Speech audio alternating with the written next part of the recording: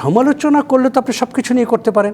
এখন দেখেন একটা জিনিস হচ্ছে কি, কার্ডটা তো আসলে বুঝতে হবে, যারা সমালোচনা করে তারা বুঝে কিনা সেটাও আমার তো একটু সন্দেহ আছে। পৃথিবীতে এই মুহূর্তে সম্ভবত হাইয়েস্ট ইনফরমেশন হচ্ছে বাংলাদেশে। বিএনপি যেখানে ধরেন, আমি সত্যি কথা বলি, আমি অন্যান্য দলগুলোর কিন্তু খুব পলিসি এখন পর্যন্ত আমি ক্লিয়ার না কোনো দলের, মানে বিএনপি কয়েকটা একদম ক্লিয়ার পলিসি দিয়েছে যে ফার্মার কার্ড দিবে, ফ্যামিলি কার্ড দিবে, আপনার কর্মসংস্থানের জন্য কি করবে, বৃক্ষরোপণ করবে, তারপর হচ্ছে নদী 20,000 কিলোমিটার আপনার খাল খনন করবে।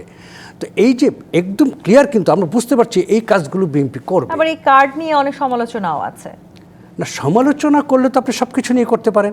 এখন দেখেন একটা জিনিস হচ্ছে কি, কার্ডটা তো আসলে বুঝতে হবে, যারা সমালোচনা করে তারা বুঝে কিনা সেটাও আমার তো একটু সন্দেহ আছে।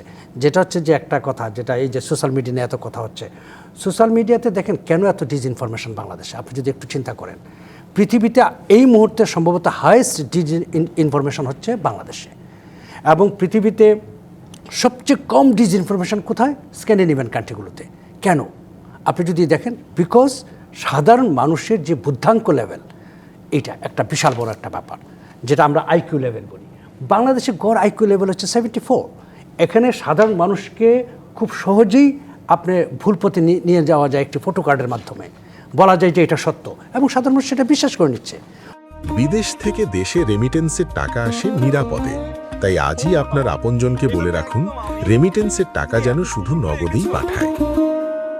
পরবর্তীতে ফ্যাক্ট চেকার বা যারা একটু বুঝে, তারা বলতেছে না এটা মিথ্যা, দেন এর ভিতরে কিন্তু অনেক সময় মানে পার হয়ে যায়, এবং যেটা সমাজের জন্য ক্ষতি করে। এই যে কাজগুলো আপনি দেখেন, আজকে ফ্যামিলি কার্ড নিয়ে তারা কতটুকু মানে বুঝেছে আমি জানি না। আজকে জনাব তারেক রহমান ফ্যামিলি কার্ড নিয়ে কিন্তু একটি পডকাস্ট করেছেন, আমার মনে হয় তাদের পডকাস্টটা দেখা উচিত।